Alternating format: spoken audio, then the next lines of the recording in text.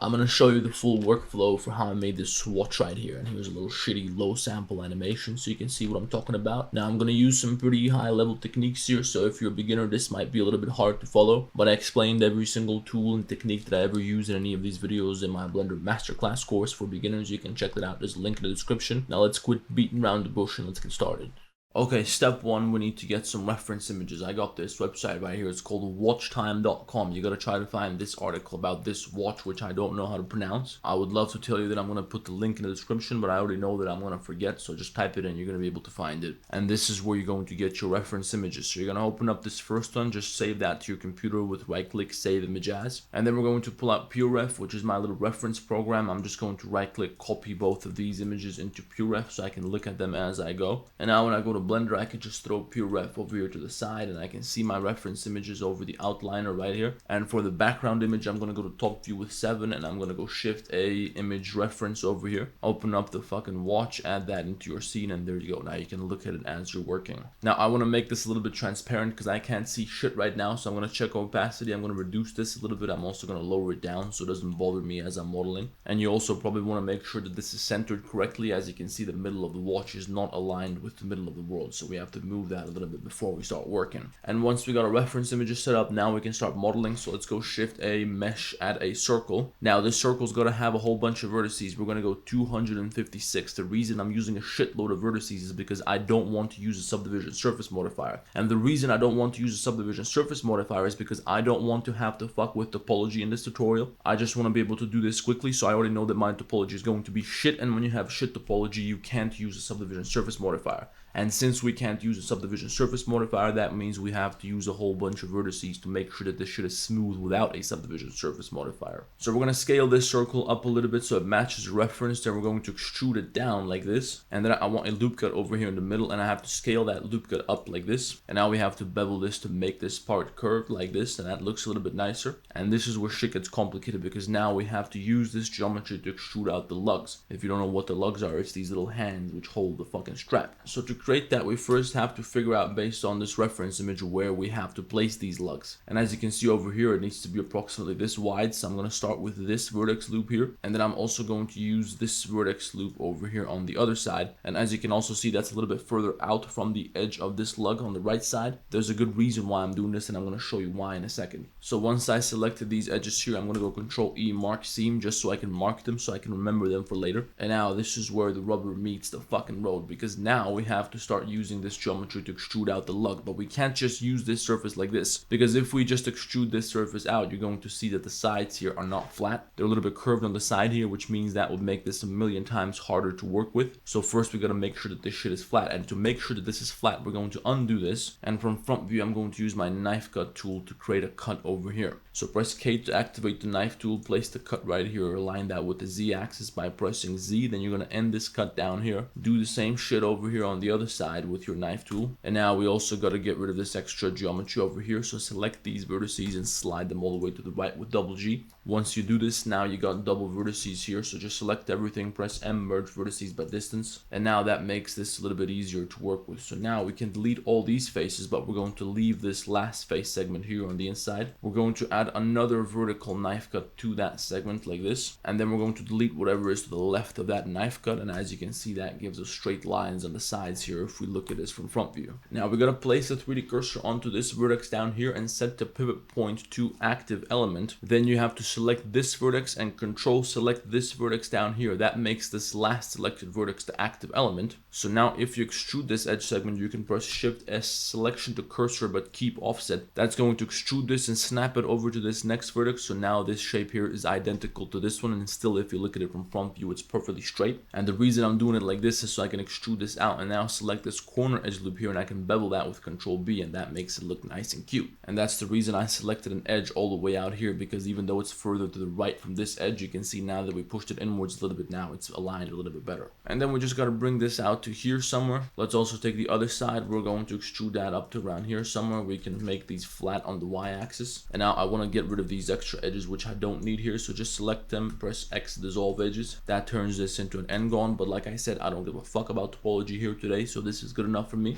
And now we have to make the lug, and here's how you make the lug. First, we're going to find out where the end of this lug is supposed to be. So let's bring these vertices up to around here somewhere. Over here, we're going to go Shift A, add a circle, and this time this circle has to have 64 vertices. You're going to scale that circle down a little bit. You're going to flip it sideways. I want the diameter of this circle to be approximately the same as the length of this edge over here, maybe a little bit larger. And I'm also going to make it a little bit longer, so I'm going to scale it up a little bit on the y-axis. And now I got to lower the circle down to around here somewhere, and of course I got to make sure that it's not sticking out further than the lug in the reference image, so I got to line it with this edge at the bottom. From side view, we're going to delete the inner quarter of this circle, and then we got to set the pivot point to 3D cursor. We're going to place the 3D cursor onto this vertex. We're going to extrude this vertex from the edge of the circle. We're going to line that with the 3D cursor here, and then we're going to pull that backwards a little bit and extrude it one more time so it reaches this point here. I'm just trying to create the side profile of my lug first, and after that I'm going to attach it to the watch. Now we can delete these edges over here on the side because I'm going to use these vertices to attach the circle to the rest of the case here. By the way, let's also take this shape and align it with the side over here, and then we just got to find which vertex on the circle we want to connect with this vertex up here. To do that, you want to take this vertex and you want to fill it with one of the vertices on the circle. If there's a large section like this, that means it's not good. That means you have to go further up, so try filling that again. I think something like this is going to work perfectly because now I can just delete all the other vertices here. Take this vertex from the top here, we're going to bevel that fucker all the way, and then we just got to bevel the bottom, and we also got to bevel this little vertex over here in the corner. I think this is approximately right, but of course you can play around with this shape, and I'm probably going to play around with it off camera a little bit as well. Once we got the side profile under control, I just realized that we fucked up because this surface here is supposed to be a little bit more flat. So I'm just going to scale this segment down a little bit on the y-axis until this last vertex passes this vertex at the end of the bevel here. I also got to do the same thing at the bottom because that way I'm going to be able to create an n-gon over here at the top. So now if I place my 3D cursor onto this last vertex over here, I can just take this geometry, Shift D, right click, scale it to 0 on the x-axis. And as you can see now, I can just fill this here. I can also fill the top like this. Then I'm going to select these two loops over here. I'm going to cut off the extra geometry. Once I got the same edges selected on both sides, I can just go W bridge edge loops, but this is only going to work in edge select mode. And then down here at the bottom, I want to have an n-gon, so I'll just select all these faces, fill that shit with F, fill in these edge loops over here on the sides. That's also going to be an n-gon because fuck it. And as you can see, when we finally fill everything up, it looks pretty good. It looks okay. It can probably be better, I know, but who gives a fuck? It looks good for now. So now I'm going to mark a seam over here in the middle, and then I'm also going to mark another seam over here. Delete the other 3/4 of this circle by selecting them with L in face select mode first and then deleting faces. And now I can just place my 3D cursor in the middle, select all this, Shift G, scale it to -1 on the x-axis, then do the same thing one more time on the y-axis, correct your normals with Shift N, merge all your vertices by distance. And now we can fill this with an n-gon, and there you go. We got our case pretty much ready to go. Now on top of this case, we're supposed to have another ring, and that's going to be the ring which holds the glass that covers the dial. So to do that, I'm going to place my 3D cursor in the middle, and I'm going to duplicate a vertex from over here. In top view, I'm going to go Alt E spin. We're going to set the number of steps here to 256 because that's the number of vertices we had on the original circle. And now we can lower this back down so it lies on the surface, but we're going to separate it to a new object. Then from top view, we're going to extrude all these edges inwards until they match this inner part on the reference image. And then we need a loop cut over here on the side so we can take these faces and lift them up a little bit. I'm trying to make it so that the curvature stays pretty consistent. Then we got to take this inner edge loop and we got to lift it up to around here somewhere. And now this shit becomes pretty simple. Let's just create an extra little edge on the inside over here. This is going to hold the glass. You can try to make this fancy and detailed if you want to. You can make an extra little step over here. But most importantly, I'm going to place the 3D cursor at this bottom circle here. So now I can just extrude this and scale it down to 0 on the z-axis. And that way I can take these two edge loops here, W bridge edge loops. That fills in the bottom. So now I got a solid shape over here and that's ready to go. Now we're going to do a little commercial break, but it ain't going to be one of YouTube's commercials. It's going to be my own commercial. So check this shit out.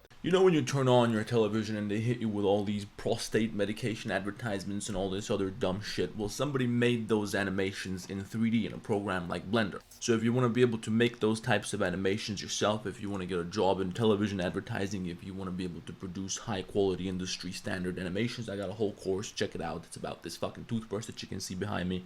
That's enough. Let's get back to the tutorial. Now we gotta add these little details to our case. So we gotta do this little button down here, and we gotta do the crown. Let's start with the button down here because that's boring. First, we're going to add a circle with 32 vertices. We're gonna use our grid fill tool to fill that, and then we're gonna join these corners here with J so that we can delete these faces on the right of this cut. Once we've done that on both sides, I'm going to add another circle with 32 vertices, and I'm gonna place that outside of this shape like this. Then we just have to fill in these edge segments over here so we get a nice face loop at the top. We also got to do the same thing at the bottom. Let's also do a little triangle over here. We're going to make sure that's straight using our knife tool. Then with my spin tool, I'm going to just recreate this inner circle over here with 32 vertices. I'm going to delete everything except this vertex on the inside here. So select everything else except that little fucking vertex. Now over here on the outside, I just want to have a straight edge connecting the top to the bottom down here. And on the inside, I'm going to use the geometry that I already have on this surface to fill in this part. Anyway, there's not really a way to make this shit clear. Just watch what I'm doing. I'm going to align this over here. I'm going to delete the bottom half and the other side. Then extrude this section to fill this. This is going to be 1/4 of this object. And then we just got to extrude this surface, but we're going to scale the base up a little bit like this. Delete all the faces on the sides and the bottom like this. So we're just left with a shape like this. Give me a loop cut right here and place the 3D cursor onto the loop cut. Extrude these faces from the top and align it with the loop cut. Once again, get rid of the extra faces. And now we just got to align this geometry over here with the outside. So we got 1/4 ready to go. With our 3D cursor, we're going to mirror this once, then we're going to rotate it again. And now the shape is ready to go. We just got to add this little cylinder for the button. So let's add a cylinder like this. Then we're going to inset that and extrude it one more time. It might be a good idea to take this outer shape and give it 2 levels of subdivision surface. Then we also got to bevel all these edges here. So we're going to do that with Control B on 1 to 2 segments and 1 shape value. Object shade smooth. Now this looks pretty nice. I think this thing here is supposed to be a screw, but I can't really tell. So I'm just going to join some opposite vertices like this. Select the interface, Alt E, extrude manifold, and lower that down a bit. And now apply the subdivision surface modifier to this object. Select the inner object and just join these two together. And there we go. Now this piece is ready. Now we can try to attach it to our watch. So let's place the 3D cursor onto the watch and snap that over there. Flip this sideways around the Y-axis. Then we gotta scale it down and push it out like this. We're gonna rotate this into position. As you can see, it's still supposed to be a little bit bigger, but this is about right. And now that we placed this little button here, now we're just gonna make a big ass hole for the crown. To do that, we gotta make sure to select the face in the middle here. If you don't have a face in the middle, then just select 4 faces, and this edge here should be the middle edge loop. Then press Shift 7 to align your view with that face, and then place your 3D cursor onto that face. Shift A, add in a new circle, align the circle with your view. You're gonna scale that down. My circle has 32 vertices. I have to rotate this a little bit because I don't want to have vertices on the sides. I want to have an edge up here. So we're going to rotate this by 22.5 degrees divided by 4, which is 5.625. And now we can fill that and extrude it inwards. That way we can use it with a Boolean modifier. Once we apply the Boolean modifier, we can get rid of this. And now we have a circular hole here. So then we got to do a little bit of Boolean cleanup by just sliding some of the vertices until they connect with the vertex, which is on the hole. And once I clean it up, it looks like this. Now we just have to add the fucking crown. And here's how you add a fucking crown. With Shift A, we're going to add a UV sphere. I don't know how many of these ridges we have on the side of this crown, but let's just set the number of segments here to 48. Once you got 48 segments, you're going to select a face loop like this, but in edge select mode, you're going to deselect the top and the bottom edge loops here. Now you just got a bunch of vertical edges selected like this, so you're going to go up here to select, checker, deselect. Now you're going to go to select loops, and this time you're going to click on edge loops. With the brush select tool, we're going to use middle click to deselect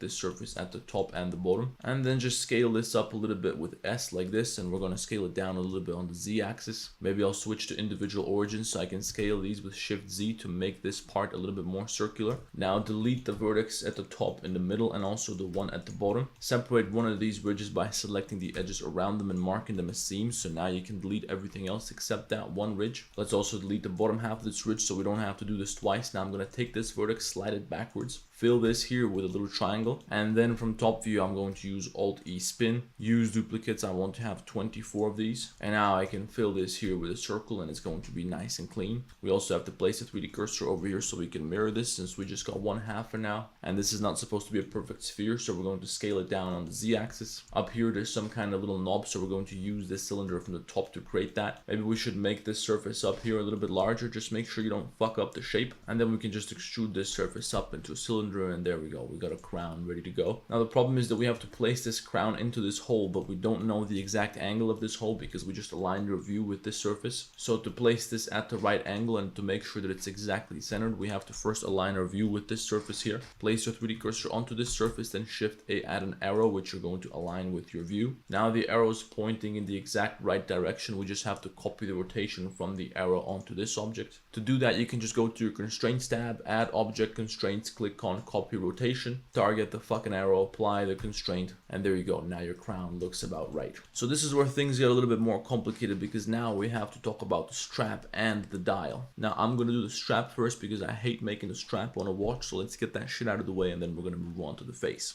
So here's how you add a strap. You're first going to need a cylinder, and that cylinder has to have 12 vertices. We gotta scale them down, we gotta flip them sideways, and we're gonna stretch them out on our x-axis like this. And this is the shape that we're going to start with. If you look at the reference image, it looks like there's a little cylinder down there and everything else is extruded out of that. So then we need a loop cut in the middle, which we're going to bevel like this. And once we bevel it, we gotta deselect the 4 faces in the middle in the front, and we're gonna scale those down a little bit further because I want to have this little angle here. So now I can just extrude this out, delete the faces in the front. We're gonna straighten this shit out because we need this to be a straight clean cut. You gotta take the sides here and you gotta inset them and delete them because when you add a subdivision surface modifier, you definitely don't want to have an end on there. And now this is just going to be the first part, but the next section we have to create separately. So let's extrude this out so it looks something like this, and we're gonna separate that to a new object. We should probably add some more geometry here, so let's add 2 loop cuts to both of these objects like this. And then I also want to add another loop cut to the inside here, and this is what I'm going to use to create a little hole for the stitch. So we have to inset 4 faces with loop tools. We're going to turn that into a circle, and then we can extrude them inwards, and that way it starts to look like a little bit of a hole. It doesn't have to be a real hole because this detail is going to be way too small to see. As long as it looks like there's a little bit of a dent there, you're going to be fine. So now we need to use an array modifier to turn this into a long strap. So add an array modifier. For me, the factor is supposed to be -1 on the y-axis. Increase the count. I don't know how long it's supposed to be, but let's say it's supposed to be about this long. And then once we get to the end here, now we have to make a little triangle, which is typical to the end of a strap like this. So to do that, I'll place my 3D cursor over here in the middle, and I'll take some geometry from over here, extrude this geometry and rotate that by about 15 degrees, then extrude it again, rotate it by another 15 degrees. Then we're going to extrude it out until it gets a little bit closer to the middle, and then we have to use some geometry here to create a point of intersection, which is going to be exactly in the middle, and we're going to use that with our spin tool to create this last curve at the bottom. So I extruded out this edge here, then I'll extrude another edge from this part here, and now I can use my merge edges and faces tool to make an intersection between these 2 edges. That gives me a vertex here, which I can now use for my spin tool. So place the 3D cursor right here, and now we just got to use Alt-E spin here. We got to reduce the angle to probably something like -45. We don't need 24 steps, let's just use 4 or something, and of course we have to line this with the x-axis here, and then we just gotta manually fill in the geometry here. So maybe we can extrude this little section. We have to align that with this vertex over here at the top. Let's also extrude this over here and bring it inwards a little bit like this. Then we can just fill that with F here and over here on the other side. Now just mirror this with the 3D cursor, and then we can also fill this here at the top. Now this type of work is always a pain in the ass, and there's not really much I can explain to you here. It's just you gotta figure out how to do it in some way. As you can see, I ended up with something like this. It looks alright for now. I'll probably reshape this a little bit later on off camera just to make it a little bit cuter, but this is roughly the workflow that I'm going to use here. So now of course we're going to have to add a bunch of geometry over here so we can create some more holes on these parts the same way we created them back here. And now let me show you how to make the stitches. So to make the stitches, you're first going to need a little curve. So let's take these 2 holes over here at the beginning. With Shift A, we're going to add a path curve. Scale that path curve down like this. You're going to lift it up a little bit, take these vertices and point them downwards and extrude them downwards until you got roughly the shape of a stitch. And then you're going to go down to the curve properties. You're going to find the geometry section. You want to increase the depth here to give it a little bit of thickness like this. And now the most important part of a stitch is going to be a texture. So here's how you add a texture to this. You go to the shading workspace, and you need to do something which is going to make this look like fabric, which is going to make this look like a little rope. So to accomplish that, I made this little normal map in a separate blend file. I don't really want to get into how to do that right now, but basically you model this type of surface and then you bake it as a normal map. If you don't know how to bake a normal map, just Google it. There's a bunch of tutorials out there already. I already made a bunch as well. So you just need a surface which is going to have a couple of soft ridges like this one here as a normal map, and then I got this over here as my image texture node. As usual, you got to set that to non-color. You got to run that shit through a normal map node, so plug color into color, normal into normal. And for some reason, when you apply this texture to this little curve, it's already UV unwrapped perfectly. So as you can see, it fits here pretty well. This is good enough for me, so this looks like a nice little stitch. Of course, you might want to play around with the size and the thickness of this curve here, but once you made a little stitch like this, now you can just stack the fucker with an array modifier, and you're gonna have a bunch of stitches all over your model, and it's gonna look pretty cute. I don't want to go too deep on texturing because that shit is really boring and pretty simple as well. I just used this texture over here from Ambient CG. It's called Leather 25. You can just download a JPEG over here, extract the files, and load them into Blender. If you don't know how to apply textures in Blender and how to use texture nodes and stuff like that, I explained all that in my Blender masterclass. This is really simple, universal stuff that you have to know for pretty much any tutorial you're ever going to follow. It wouldn't make sense for me to explain this from scratch in every single tutorial. If I would try to do that, then these tutorials would last 7 hours and then nobody would click on that shit. But if you don't want to buy nothing, then just look up some basic UV unwrapping, look up how to bake normal maps, learn a little bit about the node wrangler in Blender, learn how the different texture maps work and all this other shit. This is pretty fundamental stuff, and then you're going to be able to texture almost anything.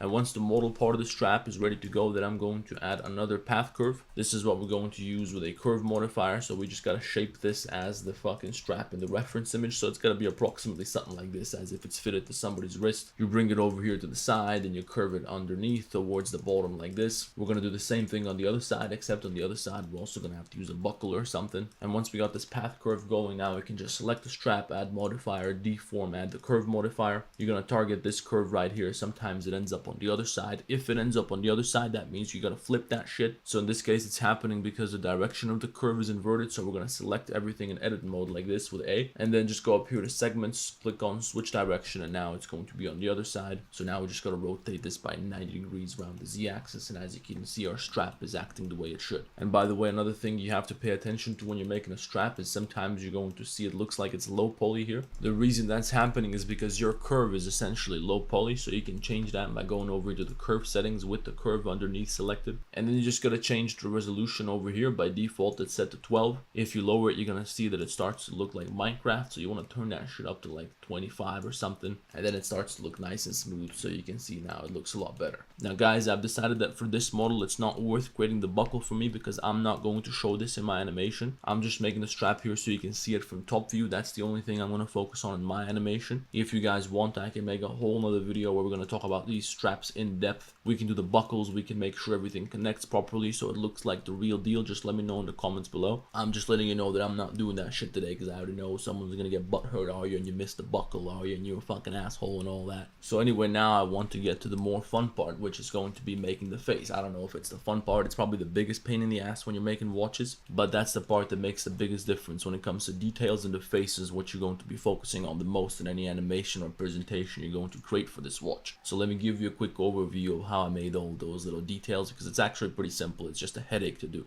Here's a quick time lapse of how I made the hands for this watch. I just started with a circle and then I extruded all the geometry out of that circle. This part is pretty simple. As you can see, I rotate the reference image according to which hand I'm trying to model so I can trace it with my geometry a little bit better. But it's all pretty simple stuff. I just use a circle, I cut it out, I extrude some more geometry out of it, I bevel the geometry, I add another circle, I fill everything in with dirty ass N-gons. Every hand on every watch in the world is pretty much the same thing, so you're gonna make them pretty much in the same way. There's not really that much to explain here. You just gotta trace this shit with some vertices and N-gons, and then you fill it in, and there you go. You extrude it out and you're ready to go. Then you got all these lines and markings around the face arranged in a circle. These mark the seconds, and there's a bunch of other numbers here. I don't know what these represent. I'm not a fucking watch expert, but I modeled those in Blender by just using a little plane and then using a spin tool to arrange them in a circle. I also added a couple of circles to create the circular parts, and then later on I took a picture of that with the camera and orthographic projection, and that way I would get a PNG image which I can then later combine with some more elements like the numbers and the letters which you see here in Canva. I think I explained this part in a little bit more detail when I was making the Rolex, so you can go to YouTube, you can type in Aryan Race Rolex tutorial or something like that. I think it was like part 2 or 3 where I was making the face, so you're going to be able to see how I did this in Canva. But later on I just turned all this into a flat texture so I can apply that to the face of the watch, and then it's good to go. So once I cooked up the texture for my face, now I just need to add a circle onto which I'm going to apply that texture. So let's do a circle with, let's say, 128 vertices. We don't need more than that. We have to fit that circle into the bottom of the case like this, and we're also going to lift it up a little bit so it doesn't clip. And now in the shading tab, we just have to add a new material here. Let's name that material face. We're going to drag and drop our face texture into this material like this as an image texture node. We can plug color into base color. In this case, Blender apparently can't figure out that this is a circle, so we got to UV unwrap it. Just press U, unwrap, angle based, and there we go. Now you can see the texture. Of course, right now it looks like shit, so we have to make some more very important adjustments, starting with the rotation. We have to rotate this so it's facing this little crown up here. And by the way, it looks like my crown here is way too small, so we're gonna have to make that bigger as well. And now the most important thing here is that this picture is not supposed to act as a color map, it's supposed to act as a mask. And the mask is going to control which materials appear on which parts of this texture. So for example, the white parts are going to be replaced with one material, and then the black parts are going to be replaced with another material. So to do that, I'm gonna go Shift A and add a mix shader node right here. And this face texture is going to be plugged into the factor of that mix shader node. And now we need to use two principal BSDF nodes. One is going to be plugged into shader 1, the other is going to be plugged into shader 2. And then as you can see here, I can use the first principal BSDF node to control the color of the background, and the second one to control the color of the letters and markings. So of course I want the markings to be white and I want the background to be black, but maybe I want the background to be metallic and I want this to be low roughness, while I don't want the letters to be metallic. And also I use this online normal map generator to turn this into a normal map, so I'm going to plug that into this white principal BSDF node. So bring me my normal map. We're gonna have to set that here to non-color. We're gonna have to run that shit through a normal map node again. And now if you look very closely, you can see under the right type of lighting, I got a little bit of a normal map effect acting on my letters here. I can now use a different normal map for the face if I want to. Now we're gonna have to bring in our hands into the middle of the watch like this, and then we have to duplicate one of these little hands here and place them into one of these smaller circles here. Of course, we also need another hand for the other circle over here, and here's the important part. I want to have another texture at the bottom of these circles here. I also want these smaller circles to be lowered down a little bit, so I want this to be cut into the face. And to accomplish that, I'm going to use a cylinder with a Boolean modifier so I can cut this into the surface. So let's give the cylinder about 128 vertices. We're going to make him just a little bit larger than this circle here, and let's also do that on the other circle as well. Once we perform the Boolean operation, we're now going to have some holes at the bottom, but the texture is not going to be mapped properly, so we have to UV unwrap these two circles separately. So just select these faces, then move these circles individually on your UV mapping tool down here. So you got to scale these down. You're probably gonna have to rotate them a little bit. I also got to take these faces over here from the side, and I got to throw them into some dark corner back here because I don't want no markings on these sides. And now to make another little detail here, I'm going to take these two faces, I'm going to add another material slot where I'm going to load in the same face material, but I'm going to duplicate this material so I can control the settings of this material down here separately. The reason I want to do this is because I want to have a special kind of normal map at the bottom of these circles here. And to do that, in my shader editor, I'm going to go Shift A, add a wave texture node. We're going to run this through a normal map node, which we're going to plug into this black principal BSDF node. And of course, once we assign this duplicated material here, now you're going to be able to see this texture on this surface. I'm going to have to use my node wrangler with Control T to map this differently. If you don't got your node wrangler with Control T, you gotta go up to edit preferences, type in node wrangler, you gotta activate that shit in your add-on section. Now in this wave texture node, we're gonna have to change the wave type from bands to rings. You're gonna have to increase the scale a little bit. You have to change the rings direction from X to Z, and then these are going to form little circles on your surface. Now you're gonna have to play around with the location of these rings, but since we got two circles we want to have here, we're probably gonna have to duplicate one of these materials one more time. So just load in the second material again into a new material slot. We're gonna assign that to one of the circles again separately, and of course duplicate that material again so we can control the locations of these rings separately. Now it's a bit of a pain in the ass to adjust this, but if you play around with it and if you're careful, you're gonna be able to get it right. As you can see, I'm pretty close with this one now. And then once we got them in the right place, we just have to reduce the strength a little bit. So let's set that to 0.1 or 0.2 or 0.3. I also want to make these a little bit brighter, so let's set the value on these circles to something like 0.02. And now for the materials for the case and the hands and all that, we're just going to use a simple metallic material which is completely white and low roughness. But the very important thing here is that we're going to have to make some bevels in the material. So in this silver material, we're going to go Shift A, add a bevel node. You're going to plug that into normal here, set the samples to something like 16 or maybe even 32 if you want to, then reduce the radius to something like 0.01 maybe. And one of the very important reasons we need this bevel is to make the edge between this little detail and the case nice and smooth. That's only going to work if both of these objects have a material on them which has the bevel node acting on it, and if these two shapes are part of the same object. So you have to join them with Control J, and as you can see, when we do that, the edge here becomes a lot smoother. Of course, we're gonna apply the same material to the hands on the inside of the watch here. And now off camera, I'm gonna spend some time making some simple screws underneath these hands here just to make them look a little bit more detailed. So I'm probably gonna do something pretty similar to this shape that I created over here. And then the other thing that I know everybody's curious about is the glass cover here. So we're going to do that with a simple UV sphere. We have to set the number of segments here to something like 128 and set the number of rings to half of that. Scale that UV sphere down, and we don't want to have the whole thing. We just want a couple of segments from the top like this. So we're going to expand the selection with Control Plus from this vertex in the middle. Delete all the other geometry, extrude this downwards and flatten it out. You probably want to make it a little bit thinner like this, and you'll probably want to bevel these edges on the sides here. And now you go Object, Shade, Smooth, you go to Materials, you replace the principled BSDF node with a simple glass BSDF node, and then you just want to carefully place that into your case so it fits into this hole properly like this. And now you got some glass, but you might want to remove this if you're going to do close-up animations of what's happening underneath here. And by the way guys, just a little piece of advice for when you're modeling watches: the devil is in the fucking details.